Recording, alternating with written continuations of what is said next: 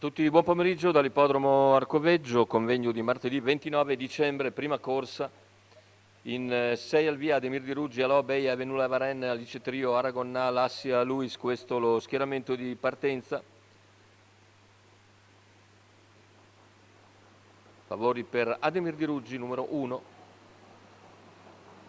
Partenza però è molto svelto Aragonnal che va in breve a condurre proprio su Ademir Di Ruggi, che contiene Avenula Varenne, che poi ha un'incertezza per un momento ma si riprende.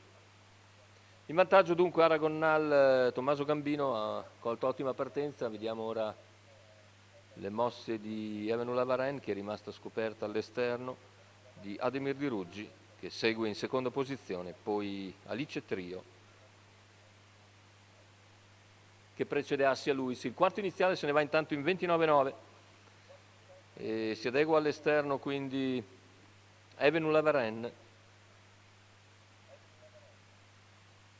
500 metri completati, situazione tattica invariata, dalla coda muove anche Assia Luis che va direttamente in schiena ad Avenula Varenne. 600 in 45,2 sul piede dell'1,15 appena abbondante. Muove a questo punto Ademir Di Ruggi che sposta su Aragonnal e dopo un giro lo appariglia, i due alle prese, con Alice Trio che guadagna così una posizione alla corda e ne approfitta per cercare di seguire Ademir Di Ruggi che è già passato in vantaggio su Aragonnal.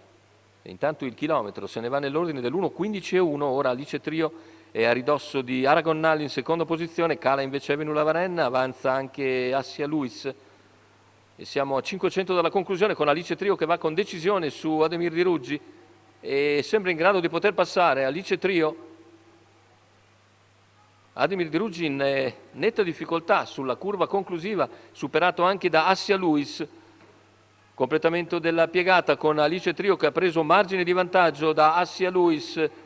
Ultimi 150 di gara, Alice Trio in nettissima evidenza, Assia Luis a una decina di metri abbondante. Finale con Alice Trio e Paolo Leoni che vengono a vincere dominando questa prima corsa all'Arcoveggio. Secondo posto per Assia Luis, per il terzo sono vicini Aragonnal e Ademir Di Ruggi. 1,14,9 il ragguaglio conclusivo.